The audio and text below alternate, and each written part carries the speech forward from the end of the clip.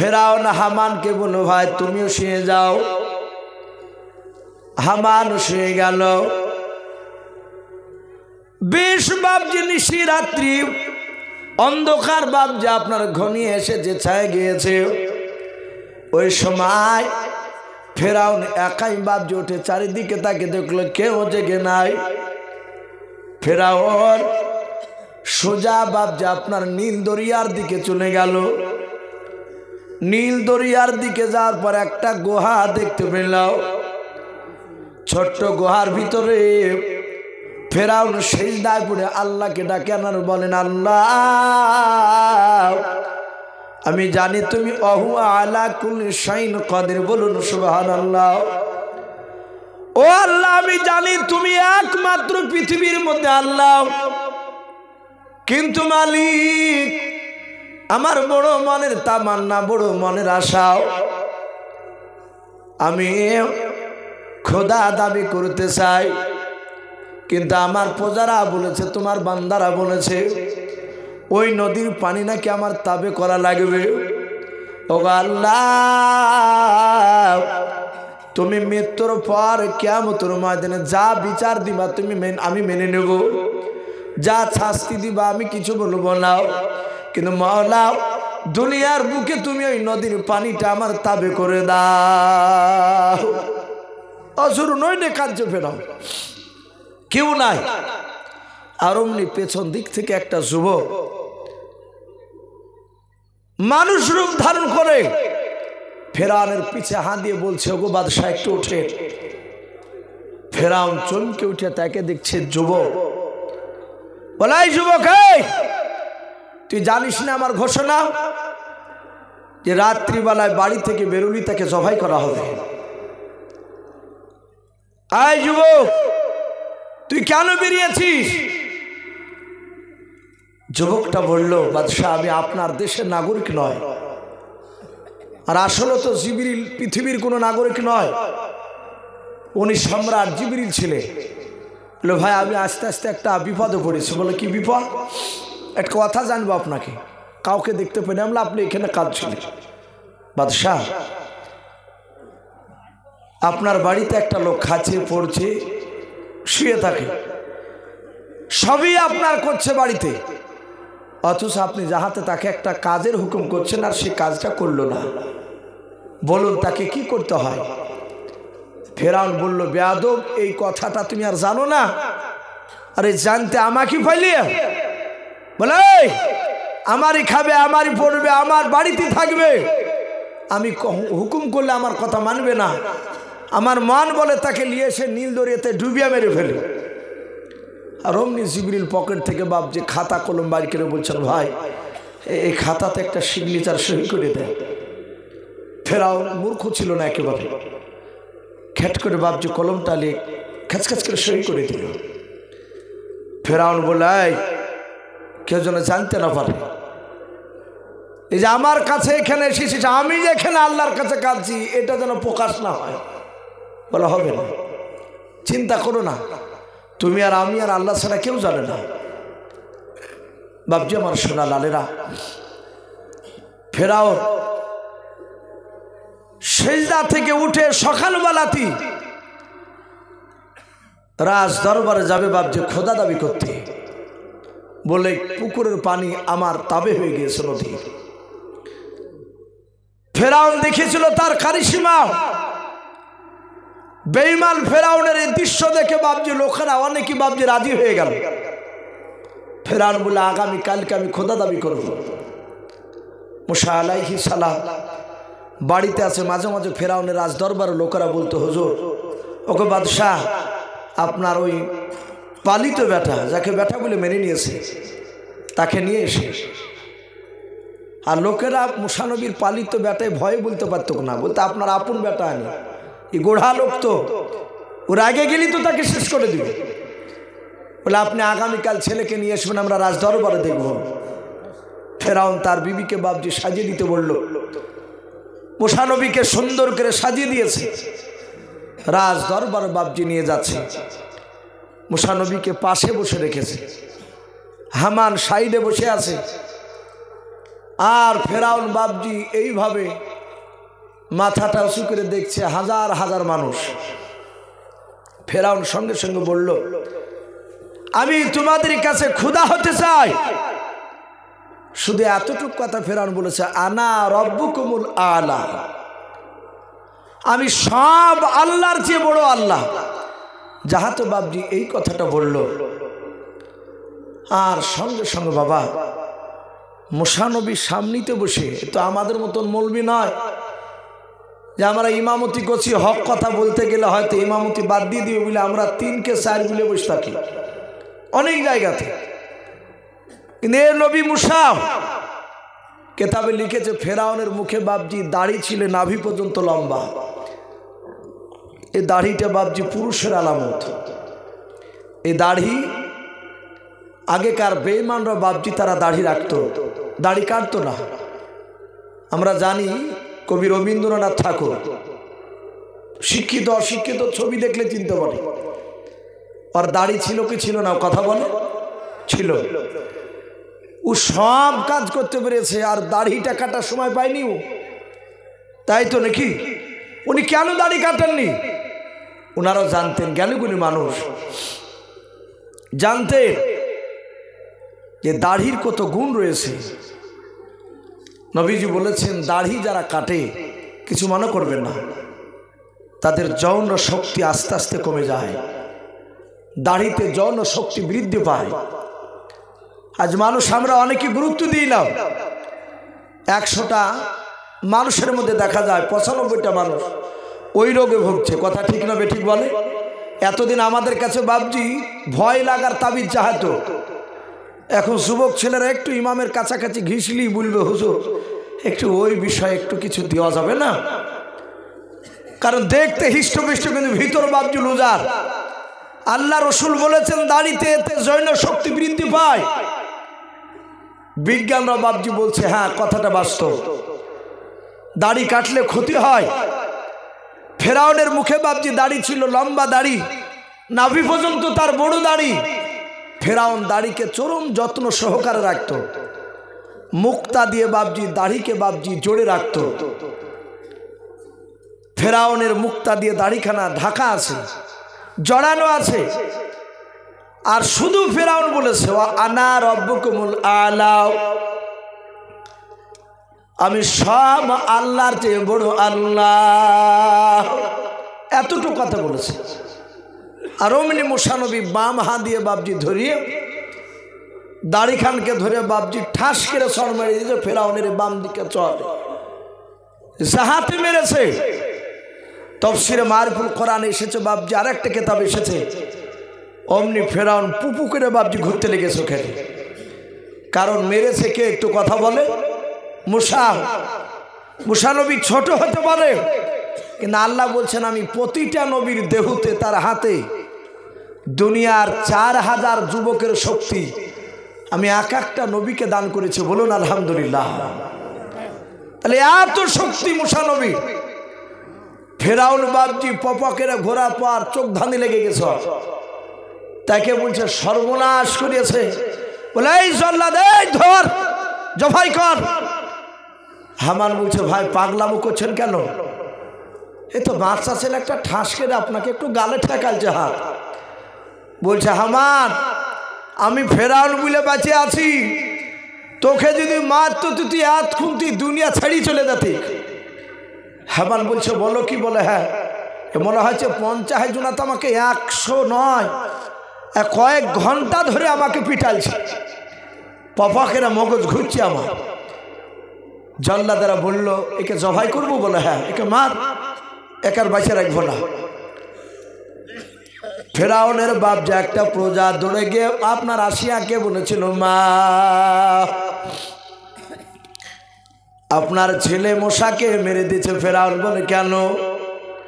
বলে খোদা দাবি করেছে আর তোমার ছেলে সহ্য করতে পারে নাই, চড় মেরে দিয়েছে। ওই সময় হযরত মুসা নবীর মা দৌড়ে এসে বলে, বাদশাহ নামদার, আমার কলিজার টুকরা ছেলেকে মারবেন না।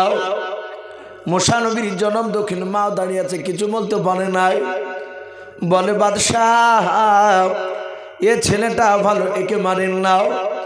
ফেরাউন বলল বিবি আসিয়া এই ছেলেটাকে মারবো না এই কথা তুমি বলো নাও, কারণ এই ছেলেটা এমনভাবে মেরেছে দেখো আমার ত্রিভুবন ঘুরে গিয়েছে, মাথা যন্ত্রণা করেছে। আসিয়া বলে শুনে নাও, অনেক বাচ্চারা দেখা যায় নিজের বাপজি বাপের গালকে পর্যন্ত ছিঁড়ে দেয়, দেয় না কোলে নিলে, দাড়ি থাকলে দাড়ি ধরে টানে। হজরতে আসিয়া বলেন ডাক দিয়ে বলেন আপনার ছেলে ওইভাবে আদর করে মেরেছে। বলে আসিয়া এটা আদর করা মান নয়, শুনে নাও এই ছেলেকার জিন্দা বেঁচে রাখবো না। সাঁতাতে বাপজি আসিয়া বললো আবুজ বাচ্চা প্রমাণ করে নেন। বলে কে কে প্রমাণ করো বাপ? বলে ও বাদশাহ নামদার, আপনি আগুনের কুণ্ড আর মিঠাই জাতীয় জিনিস দুই পাশে পাশে রেখে দেন, তারপরে এই বাচ্চা ছেলেটাকে আপনি ছেড়ে দেন। যদি বাচ্চা ছেলেটাও আগুনটা তুলে মুখে দিয়ে দেয় তাহলে জানবো এই ছেলেটা নিশ্চয় অবুঝ অবস্থায় তোমাকে মেরেছে। আর যদি মিষ্টিতে যদি হাত দিয়ে দেয়, আগুন যদি না তুলে দেয়, মিষ্টি তুলে যদি মুখে দিয়ে দেয়, তাহলে জানবো এই ছেলেটা বুঝে সুঝে তোমাকে মেরেছে। ফেরাউন বললো কথা খারাপ বলো, ঠিক দেখো এই ছেলেটা চাইনিয়ে শুনি মারিয়েছে, আমার পরীক্ষা করো। ই বেটা সব বুঝে আগুনের কুণ্ড বাবজার মিঠাই জিনিস জাতীয় রাখলো। হাজার হাজার লোক সবাই অবাক, ফেরাউনকে এমন মান মারিয়েছে, লোক সব বলা বলি করছে। সবাই তাকে আছে যে দেখি বাদশার বিচার কি করে করে। আসিয়া কাঁদছেন আর বলেন আল্লাহ আমি জানি আমার মুসাকে দিয়ে তুমি আমার স্বামীকে ধ্বংস করবা, আর আমিও চাহাচ্ছি একে সাইজ করুক বড় হওয়ার পরে, কারণ আসিয়ার কথা তো শুনে নাই। লাস্টে বাবা মুসানবীর মাও কাঁদতে লাগলে, মুসানবীকে যাহাতে ছেড়ে দিয়েছে। মুসানবী হামাগুড়ি দিয়ে যেতে যেতে যেতে যেতে মিষ্টির দিকে ডান হাতটা নিয়ে যাচ্ছে। ফেরাউন বলছে এই জল্লাদ তলোয়ার এদিকে রাখ, হাত যাহাতে দিবে আর অমনি খ্যাস কেটে মেরে দিবে। যাহাতে বাপজি হাত নিয়ে যাচ্ছে আর অমনি আল্লাহকে ডেকে বলছেন আল্লাহ মুসানবীর মা ছেলেকে হেফাজত করো।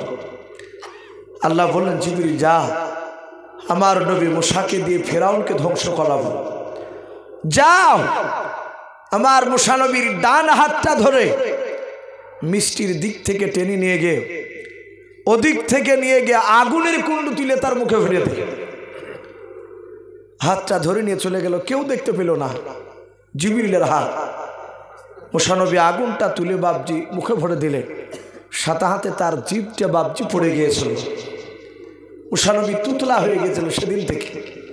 ভাই তো যাই হোক, মুসা আলাইহিস সালাম তিনি আস্তে আস্তে বাপজি ফেরাউনের বাড়িতে বড় হয়েছিল। এই মুসানবী ফেরাউনের একটা ফুফায়তো ভাইকে কেউ বলেছেন বাবুর্চি ছিল, তাকে মুসানবী ঘুষি মেরে তাকে শেষ করে দিয়েছিল, পালিয়ে গিয়েছিল মিশর ছেড়ে। বাপজি মিশরের মধ্যে একটা আর একটা দেশ ছিল শহর, মাদাইন শহর।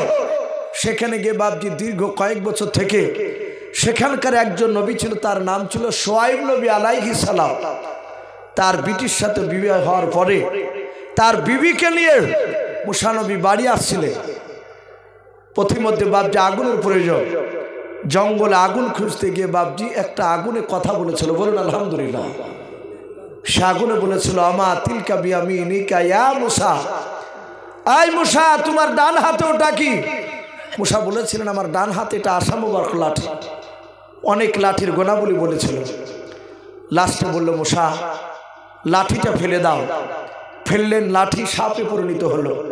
আবার আল্লাহ বললেন মুসা হা দাও। বলে আমিও তো পাগলা নয়, তুমি কে?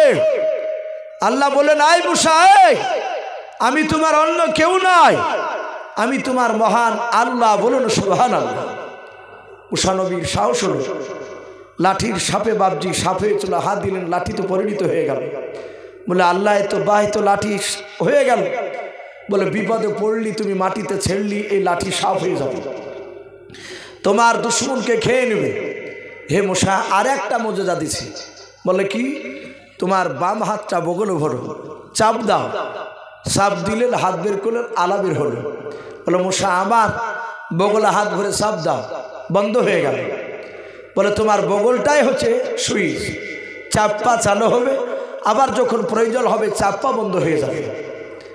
আল্লাহ বলেন, মুসা তোমাকে আর আগুন নিয়ে বাড়িতে যেতে হবে না তোমার বিবির কাছে, এখান থেকে সোজা সোজা চলে যা, আমি তোমাকে নবুয়ত আজকে প্রকাশ করে দিলাম, তুমি নবী মুসা, তুমি এক্ষুনি চলে যাও ফেরাউনের দরবারে কলমার দাওয়াত দিতে, বলুন আলহামদুলিল্লাহ।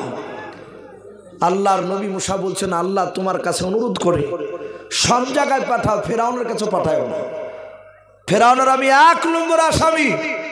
আল্লাহ বলছেন ওর কাছেই তোমার যাওয়া লাগবে। লাস্টে ফেরাউন বলল, ভাই ওগা মাওলা, ওগা আল্লাহ, আমি তো তুতলা, আমার সব কথা ফেরাউন বুঝতে পারত না, ছোটবেলা তো দেখেছি, নবুয়তের দাবি নিয়ে কলমার দাওয়াত দিব, কলমার কথা সব বুঝতে পারবে না, তা আমার বড় ভাই হারুন বলে আছে, তো গো আল্লাহ তুমি আমার বড় ভাই হারুনকে তুমি বাদশাহ বানিয়ে দাও। বল নয়, আমার বড় ভাই হারুনকে তুমি নবী বানিয়ে দাও। আল্লাহ বলেন, যা মুসা আমি তোর ভাইকে নবী করে দিলাম, বলুন আলহামদুলিল্লাহ। ভাইরা 2 ভাই, মুসা নবীর ভাই হারুন তো জানে না যে উনি নবীতা, মাঠে দুম্বা ছাগল চড়া ছিল, উট চড়া ছিল, হাঁটুর ওপর কাপড় তুলি, তখন পর্দার হুকুম বাবজি তার কাছে তো ছিল না। মুসা নবী সালাম দিয়ে বলছেন, ভাই আপনি নবী। ও কাপড় নামাচ্ছে আর বলছে, ভাই টিটকারি মারছিস নাকি? বলে না না, এই দেখো সার্টিফিকেট নিয়ে এসেছি। বলে ভাই কি খবর? বলে উট দুম্বা থাকছিল ফেরাউনের দরবারে, কলমার দাওয়াত দিতে যাবো, আমি বলবো সবটা বুঝতে না পারলে তুমি একটু বুঝিয়ে বলবা। এলাকা দেখবেন তবলিগের লোক বোম্বাই থেকে আসে, দিল্লি থেকে আসে, গুজরাট থেকে এলাকা আসে না, আসে উর্দুতে ভাষণ দেয়। এলাকার একটা যারা বিজ্ঞ ব্যক্তি তারা দেখা যায় পাশে চেয়ারে বসে যা উর্দুতে বলে সেটা আবার বাংলাতে বলে, আরেকজন মানে করে দেয়। হযরত মুসা নবী বলল, তুমি মানে করে করে বলবা। ভাই সে মুসা আলাইহিস সালাম ফেরাউনের কাছে কলমার দাওয়াত দিয়েছিল। লাস্টে ফেরাউন মুসা নবীর সাথে বাপজি লড়াই করেছিল, জাদুরও পরীক্ষা নিয়েছিল, পারেনি। লাস্টে ফেরাউনকে বাপজি সে নীল দরিয়াতে তাকে ডুবে শেষ করে দেওয়া হয়েছিল। আমি প্রতিটা বাপজি ভাইদেরকে বলবো, ভাই জান্নাত জাহান্নামের কথা আপনারা শুনেছেন, আমরা জানি যে নবীদের কথাগুলো শুনলে একটু দিলটা নরম হয়, নবীদের ওপর মহব্বত জন্মায়, সাহাবাদের কথা শুনলে ওইভাবে মহব্বত জন্মায়। তাই ভাই এক একটা মাওলানা বক্তা এক এক রকমের কথা আলোচনা করেছে। আপনারা জানেন প্রায় জায়গাতে বাপজি আমাকে বেশিরভাগ নবী সাহাবাদের কথা বাপজি ঘটনা একটু বলার জন্য অনুরোধ করা, আমি বলি আপনাদেরকে দেখতে পাই, তা মহব্বতে শুনে আমি প্রতিটা বাপজি ভাইদেরকে বলবো, ভাই যারা পর্দার আড়াল থেকে মামুনেরা শুনছে সকলকে বলবো, আমরা যা শুনলাম মূল উদ্দেশ্য হচ্ছে 5 ওয়াক্ত নামাজ, বলুন আলহামদুলিল্লাহ। এই নামাজ এত গুরুত্ব, কিতাবে লিখেছে মুসা নবী জামানায় একটা বাপজি জেনাখিরিনী মেয়ে বলা হয়েছে, খারাপ মেয়ে, চরিত্রহীনতা, সে যৌবনের তাড়ায় থাকতে না পারে একটা পরপুরুষের সাথে মিলামেশা করে ফেলেছে, পেটে বাচ্চা চলে এসেছে। বাচ্চাটা যেদিন জন্ম নেয় সেদিন ওই বদমাইশ মেয়েটা তার ছেলেটাকে বাপজি আছাড় মেরে মেরে ফেলাইছে। বহু এরকম সন্তানের মা এলাকায় দেখা গিয়েছে, আপনার জঙ্গলে পায়খানার চেম্বারে। আজ থেকে বাপজি 15 বছর আগে অনেক বাচ্চাকে বাপজি মৃত্যু অবস্থা পাওয়া যেত, অনেক জায়গা ফেলে দিয়ে চলে যেত অবৈধ বাপজি সে বাচ্চাগুলো। এখন ওগুলো আর দেখতে পাওয়া যাচ্ছে না, এখন মেডিসিন উঠেছে, সেগুলো হয়তো মানুষরা বদমাইশে ব্যবহার করছে। তো ওই মেয়েটা জেনাখারিনী মেয়েটা, বদমাইশ মেয়েটা বাচ্চাটাকে মেরিয়ে দিয়েছে। মেয়েটা চিন্তা করেছে এটা আমি অন্যায় করেছি, মুসা নবীর কাছে আসলে এসে বললে, ওগো মুসা নবী আমি অন্যায় করেছি, আমি যৌবনের তাড়নায় থাকতে না পারে আমি একটা অবৈধভাবে একটা ছেলের সাথে মিলামেশা করি, পেটে বাচ্চা এসেছিল, বাচ্চাটা ভূমিষ্ঠ যেদিন হয় সেদিন আমি মেরে দিয়েছি। তাহলে আমার চেয়ে মনে হয় নিকৃষ্ট নারী আর কেউ নাই। হে নবী একটু আপনি ক্ষমা করার কোনো রাস্তা আছে কি বলুন? মুসা নবী বললে, পৃথিবীর মধ্যে সবচেয়ে তুমি নিকৃষ্ট নারী, সবচেয়ে খারাপ নারী, তুমি জাহান্নামে যাবা। সাথে হাতে জিবরিল আলাইহিস সালাম বললেন, ইয়া আখি মুসা, হে মুসা ভাই, এই যে আপনার সামনে যে মেয়েটা তার সন্তানকে পর্যন্ত জবাই করে মেরে ফেলেছে, অবৈধ সন্তান বলে, আপনি বললেন পৃথিবীর মধ্যে সবচেয়ে তুমি নিকৃষ্ট, এর চেয়েও পৃথিবীতে নিকৃষ্ট মানুষ একদল আছে। বলে কারাও? হে নবী, আপনি হয়তো জানেন না যে মানুষটা সুস্থ থাকা অবস্থায় সে আল্লাহর নামাজকে পড়লো না, আদায় করলো না, ওই ব্যক্তি ওই নারীটার চেয়েও নিকৃষ্ট বাবজি পুরুষ বলা হয়েছে, তাকে মানুষ বলা হয়েছে। তাই প্রতিটা বাবজি ভাই মা বোনদেরকে বলবো আমরা 5 ওয়াক্ত নামাজ পড়বো, বলুন ইনশাআল্লাহ। ভাই আমরা হয়তো অনেকে এসা পড়েছি, আবার অনেকে পড়ি নাই। আমি অনুরোধ করব, এখানে অনেক যুবকরা আছে, যুবকদেরকে বলবো তোমরা নামাজ পড়বা।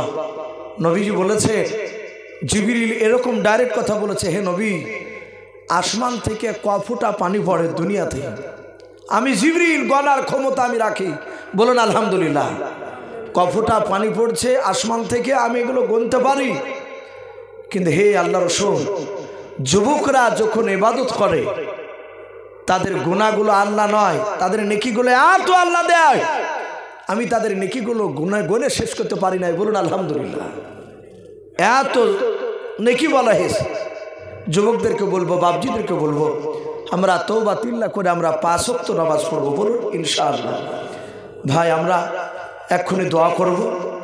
আমাদের আপনারা সকলে জানেন, আমি এর আগেও কয়েক জায়গাতে বলেছি, প্রায় জালসাতে বাবজি দেখতে পাওয়া যায় সভাপতি। গত পরশুদিন টেহট মাদ্রাসা ছিলাম, আমি ভেবেছিলাম যে মনে হয় বাবজিকে মনে হয় দেখতে পাওয়া যাবে, যা দেখলাম নেই। স্টেজে বাবজি যতক্ষণ ওয়াজ করলাম ভালো লাগছিল না। আমি দেখেছি উনি জালসায় বসে থাকলে, অনেক উলামার মুখে নাম শুনেছি যে বাশার সাহেব বসে থাকলে জালসাটা মানায়, স্টেজটাকে সুন্দর মানায়, যে হ্যাঁ যোগ্যতম একজন মাওলানা হাফিজ রয়েছে। ওনার হাফিজের ব্যাপারে তো আমরা সকলেই জানি যে ওনার এই দারুত তাবলিগ মাদ্রাসার ছাত্ররা, এমনকি মেমারাতি গিয়েও বাবজি ফার্স্ট হয়েছে, যেটা পশ্চিমবাংলার মধ্যে সবচেয়ে বড় মাদ্রাসা ছিল। এখন হয়তো হচ্ছে আরও বড় বড় মাদ্রাসা তৈরি হয়েছে। তো ভাই আমার সেই আব্বাজান হাফেজ সাহেব এখানে বসে আছে, আমরা সকলেই আমরা একবার দুরূদ ইব্রাহিমকে পড়ি না, আল্লাহুম্মা সাল্লি আলা মুহাম্মাদি ওয়া আলা আলি মুহাম্মাদ কামা সাল্লাইতা আলা ইব্রাহিম ওয়া আলা আলি ইব্রাহিমা ইন্নাকা হামিদুম মাজিদ। আল্লাহুম্মা বারিক আলা মুহাম্মাদি ওয়া আলা আলি মুহাম্মাদ কামা বারাকতা আলা ইব্রাহিম ওয়া আলা আলি ইব্রাহিমা ইন্নাকা হামিদুম মাজিদ সাল্লাল্লাহু তাআলা আলাইহি ওয়াসাল্লাম। ভাই আমরা এখানে যাই সব বাবজি ভাইরা আছি, সকলে আমরা একবার তওবা করে নিই, আস্তাগফিরুল্লাহ রব্বি মিন কুল্লি যামবি ওয়া আতুবু ইলাইহি লা হাওলা ওয়ালা কুওয়াতা ইল্লা বিল্লাহি আলিয়্যিল আযীম। ভাই আমরা এক্ষুনি সম্মিলিতভাবে হাত তুলব, আমরা তো দোয়া করবই, তার সাথে সাথে আপনাদের মনে যা যা চাইবে, আপনার মনে কী চাইছে সেগুলো তো আমরা জানি না, তা আপনাদের মনে যেটা প্রয়োজন হবে আল্লাহর কাছে চাওয়ার, সেটা আপনারা মনে মনে চাইবেন, এটা জায়েজ আছে। আল্লাহ দোয়ার মধ্যে আপনারা যদি চান আল্লাহ কবুল করবে। শুধু আল্লাহুম্মা আমিন আল্লাহুম্মা আমিন শুধু বলে বন্ধ হয়ে থাকবেন তা নয়, মনে মনে যা ইচ্ছা আল্লাহর কাছে চাইবেন, এ দোয়া তো চাওয়া যায়। আমি আব্বাজানকে বলবো আপনি দোয়া করে দেন। আচ্ছা আপনি করে দেন, ছোট করে দেন দোয়া। ভাই কষ্ট হচ্ছে, রাত্রি অনেক হয়ে গেছে, আমার কষ্ট হচ্ছে। হ্যাঁ কষ্ট হয়েছে, তাহলে দেখেন বকা হয়ে গেল, প্রায় 2 ঘন্টার কাছাকাছি হয়ে গেল।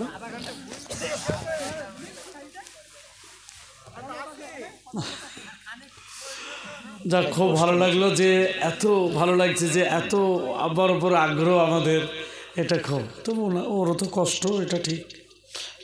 যদি আপনি বকেন না 1 2 3 4 5 200 বকে দেখবেন আলা হয়ে যাবেন। বকা এটা কষ্টের কাজ। আচ্ছা তাহলে হাবিব তো আমরা দোয়া করি তাহলে। আল্লাহুম্মা আল্লাহ